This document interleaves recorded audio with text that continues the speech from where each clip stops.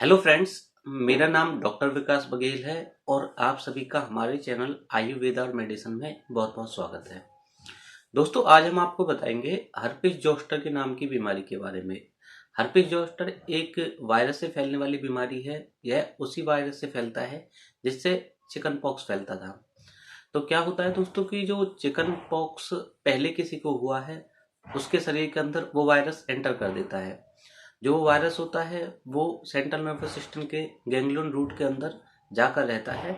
अब आप chicken pox का इलाज करवाते हैं, इलाज करवाने के बाद आप ठीक हो जाते हैं, लेकिन जो वो वायरस होता है वो वहीं पर रह जाता है और लेटेंट फॉर्म में वहीं पर पड़ा रहता है। इसके बाद जब इंसान की बॉडी की जो इम्यूनिटी है बहुत ज़्यादा डाउन हो जाती है, कमज़ोर हो जाती है, तब वो वायरस अपना असर दिखाता है और हर्पिस जोस्टर के रूप में फैलता है। हर्पिस जोस्टर, जिसे हम सिंगल्स के नाम से भी जानते हैं, इसकी कुछ पिक्चर मैं आपको दिखा दूंगा, क्योंकि यह एक ऐसी बीमारी है जिसमें बहुत ज़्यादा पेन होता है। पेन इतना होता है कि आप सहन नहीं कर सकते। कुछ कुछ लोगों को कहीं पर भी हो सकता है। पहली बात तो यह है, बॉडी के आधे हिस्से में भी हो सकता है, छाती की साइड में भी हो जाता है, हाथों के ऊपर भी हो जाता है, यहाँ तक कि कमर के हिस्से में भी हो जाता है, बगल के हिस्से में भी हो जाता है, चेहरे पर भी लोगों को हर्पिस जोस्टर के बहुत ज़्यादा साइन देखे जाते हैं। जब किसी को हर्पिस जोस्टर होता है तो पहले तौर पर तो उसे पहचानना मुश्किल है, लेकिन धीरे धीरे इसके सिम्टम्स बढ़ते जाते हैं और इसे फिर पहचान लिया जाता है और फिर समय रहते हुए इसका इलाज कर दिया जाता है। सबसे पहले तो जो इसका वायरस है वो लेटेंट फॉर्म में पड़ा रहता है, या तो वो सेंट्रल नर्वस सिस्टम के रूट गैंग्लियन में पड़ा रहेगा, या फिर निकल कर वहाँ से ट्राइजेमिनल गैंग्लियन के अंदर भी वो प्रेजेंट रहता है। लेकिन इसके सिम्टम्स बहुत तगड़े आते हैं कि इंसान को बहुत ज़्यादा दर्द होता है। किसी के चेहरे पर हो गया, छाती पर हो गया और पेट पर हो गया, कहीं पर भी हो सकता है, तो बहुत ज़्यादा पेन होता है। कभी कभार फफोले भी पड़ जाते हैं, वहाँ पर बहुत ज़्यादा निशान देखने को मिलते हैं और भद्दे से दिखाई देते हैं। जो फफेले होते हैं उनको कभी फोड़ना नहीं चाहिए। अगर आपने उनको फोड़ दिया तो उसका पानी जहाँ जहाँ लगेगा वहाँ पर वो उस हर्पिस जोस्टर को फैलाता चला जाएगा और फिर इसे कवर करना बहुत ज़्यादा मुश्किल हो जाएगा। इसके साथ साथ जब फफूले पड़ जाते हैं, निशान बनने स्टार्ट हो जाते हैं, तो उनमें बहुत ज़्यादा पेन होता है, बहुत ज़्यादा उसमें दिक्कत होती है। जो ब्लिस्टर बने हुए हैं वहाँ पर पेन के साथ साथ कभी कभार इचिंग भी देखने को मिलती है। ऐसी एक समस्या होती है हर्पिस जोस्टर की। अब इस हर्पिस जोस्टर को किस तरीके से ठीक करना चाहिए? सबसे पहले तो जो आपके नज़दीक कोई भी डर्मेटोलॉजिस्ट रहता हो, बड़ा डॉक्टर हो, कोई भी अच्छा अस्पताल हो, वहाँ पर जाना है, उसकी डायग्नोस बनवानी है।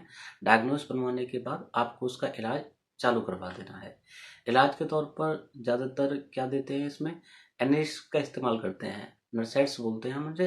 नरसेट्स में हम non steroidal anti inflammatory drugs का इस्तेमाल करते हैं, जिसमें आप कोई भी इस्तेमाल कर सकते हैं। डाइक्लोफेनिक हो गया, आइबुप्रोफेन हो गया, पैरासिटामोल इसके साथ में दिया जाता है, क्योंकि कभी कभार बहुत ज़्यादा बुखार भी लोगों को चढ़ने के चांस हो जाते हैं। नसेट्स में आप एसिक्लोफेनिक का इस्तेमाल भी कर सकते हैं। जो भी नसेट्स हो आपके पास, आप उसका इस्तेमाल कर सकते हैं।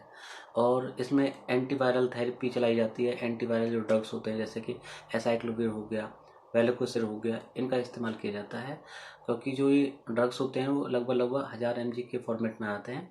अडल्ट की डोज भी लगभग 800 से 1000 mg दिन में 3 बार दी जाती है और 5 से 7 दिन तक लगातार दी जाती है। इसके साथ में लाइडोकिन लगाया जाता है ताकि उन सिम्टम्स को कम किया जा सके जो दर्द वगैरह बहुत ज़्यादा हो रहा है। कभी कभार जब रूट गैंग्लियन तक ये वायरस चला जाता है तो हाथों में भी झुंझुनाहट होनी स्टार्ट हो जाती है, टिंगलिंग सेंसेशन बहुत तेज होती है, दर्द बहुत ज़्यादा बढ़ जाता है। ऐसी कंडीशन में गाबापेंटिन 75 mg, गाबापेंटिन 100 mg, यहाँ तक कि गाबापेंटिन 200 mg तक का इस्तेमाल किया जाता है। प्री गाबापेंटिन भी इस्तेमाल कर सकते हैं। इसके साथ में मिथाइल कोबालमिन, जो विटामिन B12 होता है, उसको भी दिया जाता है, ताकि बॉडी की जो नर्वस सिस्टम है उसको बेहतर रखा जा सके, नर्व पेन को कम से कम किया जा सके।